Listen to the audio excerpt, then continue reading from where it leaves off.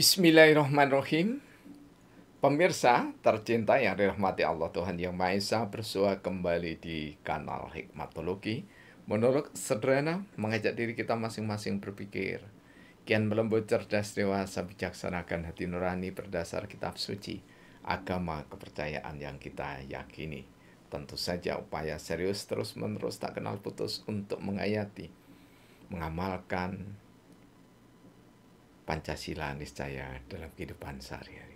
Pemirsa, kita masih berbicara tentang sistem partai politik.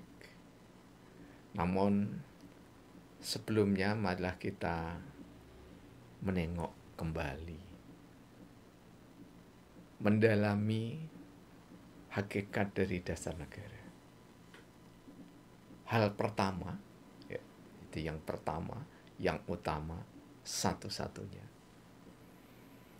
yang disidangkan di dalam BPUPK atau BPUPKI adalah dasar negara,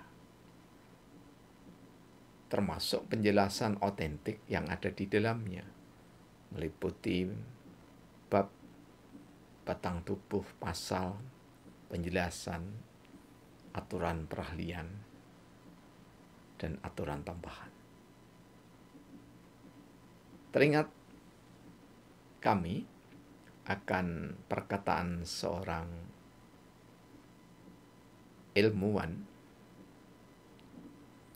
Thomas Fuller, yang mengatakan bahwa Tuhan tidak mempercayai orang yang tidak hidup dengan kepercayaannya.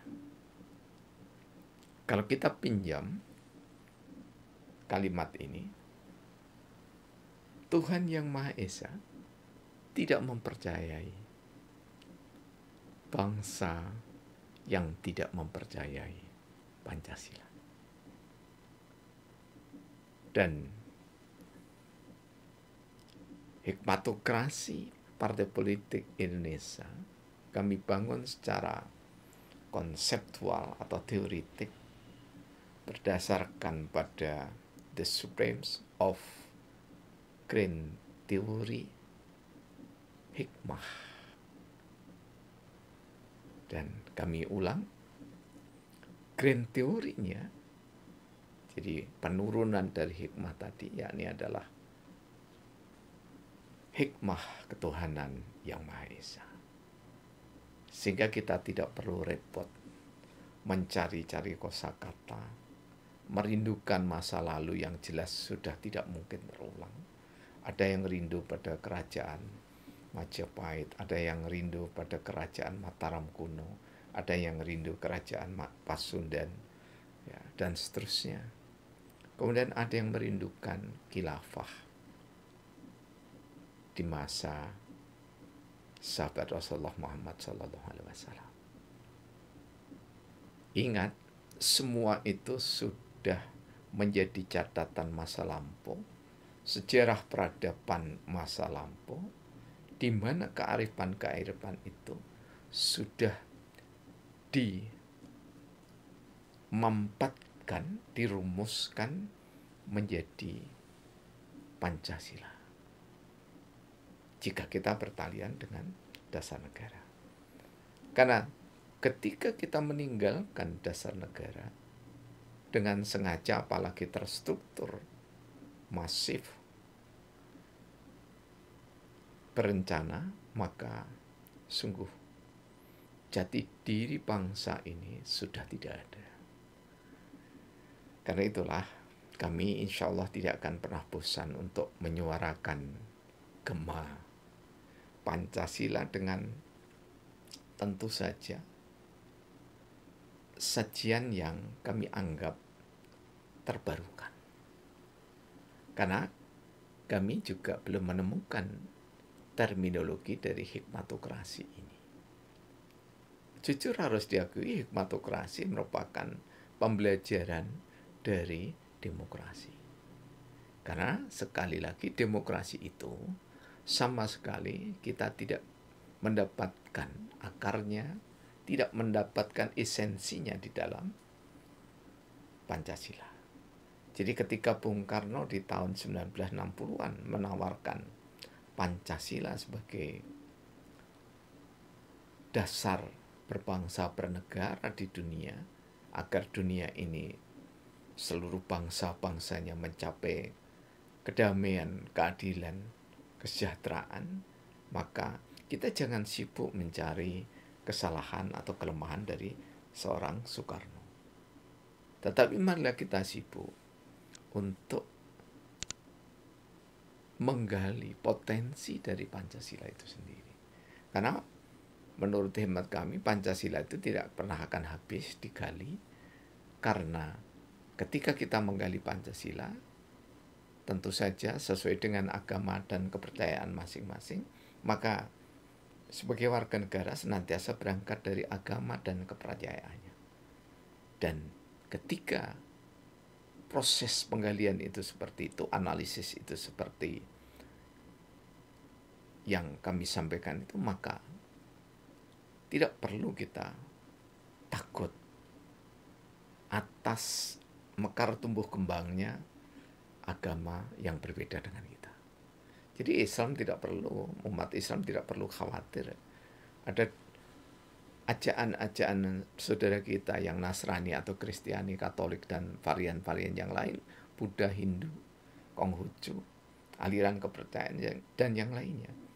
Karena ketika kita ini terlalu represif ya terhadap saudara-saudara kita yang lain, yang tidak seagama, tidak seiman, kemudian kita mencoba untuk menyerangnya, sama dengan saudara-saudara yang tidak beragama Islam kemudian menyerang Islam karena dakwah orang-orangnya yang juga harus diakui banyak yang tidak beradab atau tidak beretika, maka kita juga bisa menyaksikan bahwa di agama-agama lain dan kepercayaan yang ada di Indonesia juga banyak yang di panggung media sosial itu tidak beretika. Karena itu kita jangan berurusan atau mengurusi yang benar-benar tidak beretika.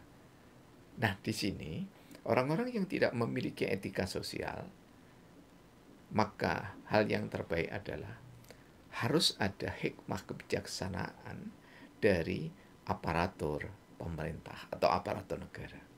Dalam hal ini, Kementerian Agama niscaya memberdayakan KUA.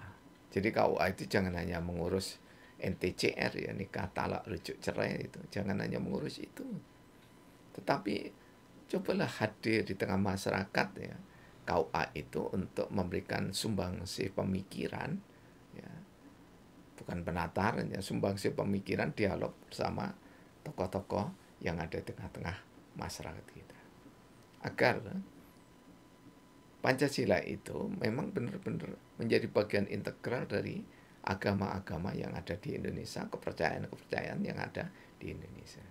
Sehingga ketika proses pemilu kada semacam hari ini ya, beberapa hari yang lalu ya atau bulan yang lalu ya, hiruk pikuk saling dukung sana sini itu menjadikan anak bangsa ini tercapek-capek. Karena itulah ya, kami dari ide besar dari seorang Soekarno itu menawarkan inovasi kami adalah ada partai spiritual Indonesia, di mana seluruh tokoh-tokoh agama itu mengumpul di situ.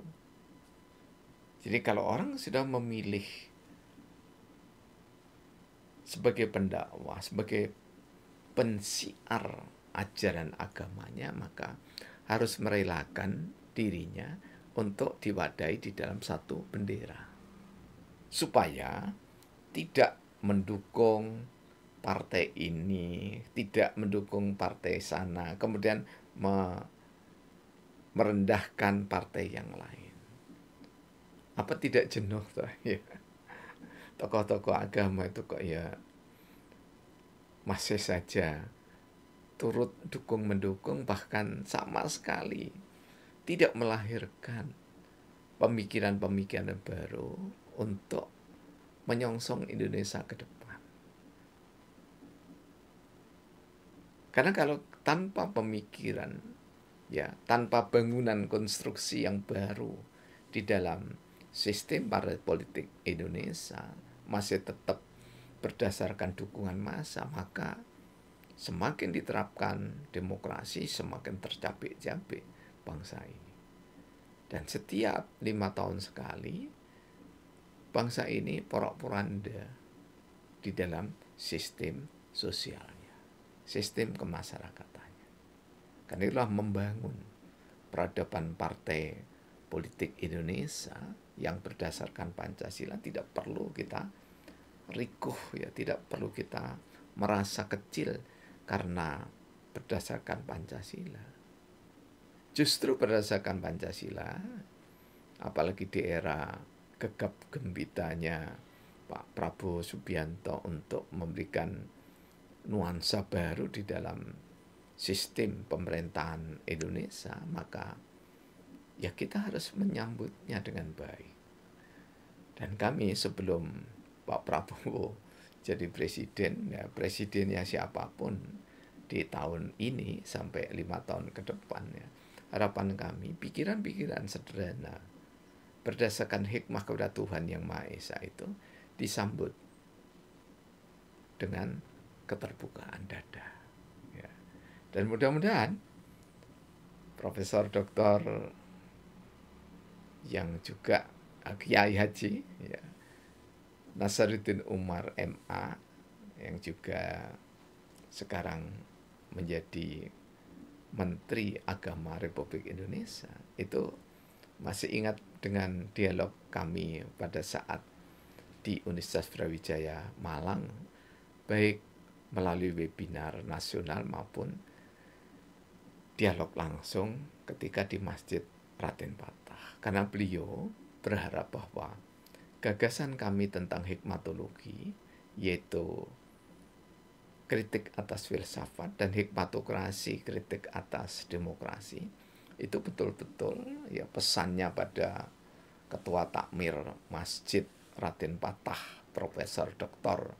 Unti Ludibdo, itu agar pikiran yang saya sampaikan di webinar dan dialog yang diselenggarakan oleh Universitas Brawijaya dan juga termasuk di dalamnya panitianya adalah Takmir Masjid Raden Patah, beliau mengharapkan, Profesor Nasaruddin Umar mengharapkan gagasan kami ini ditindaklanjuti dengan mengundang, saya masih ingat betul, maksimal 200 cerdik cendekia.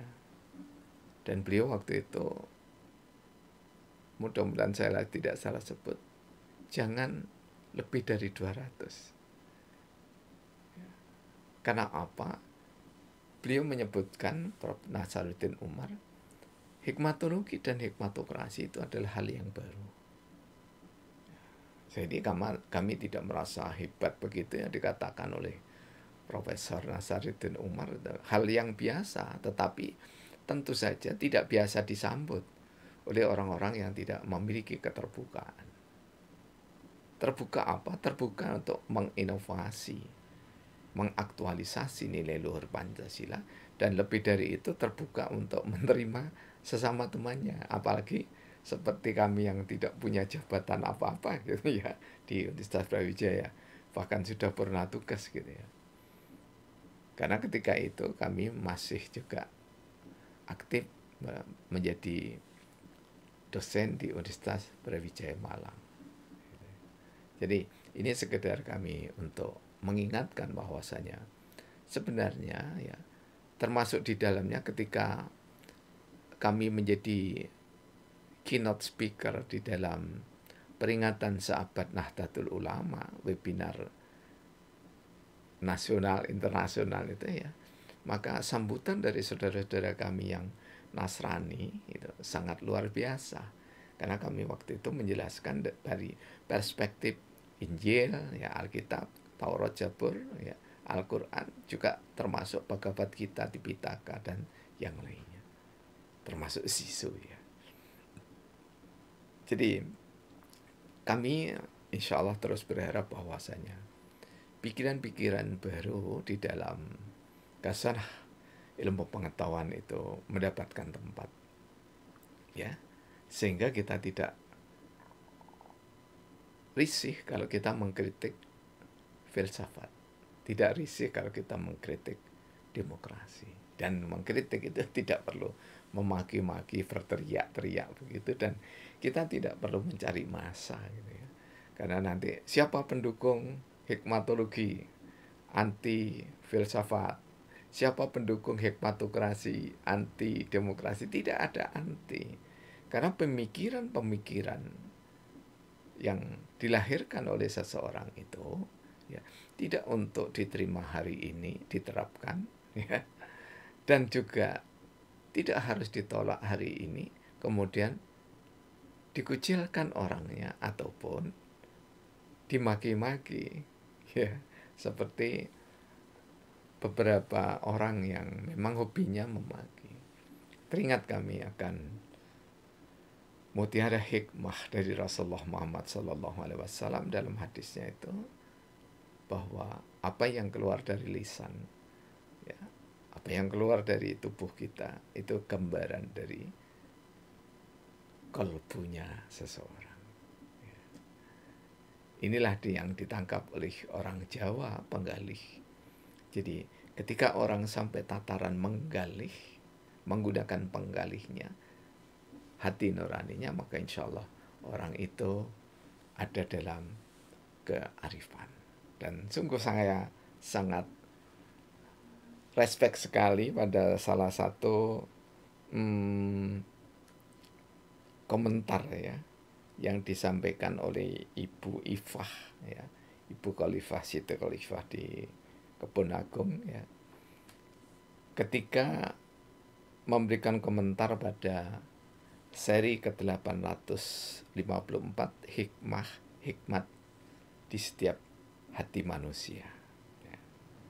Kemudian di sini kami bacakan ya supaya kita sama-sama, terutama bagi yang belum mengunjungi kanal hikmatologi.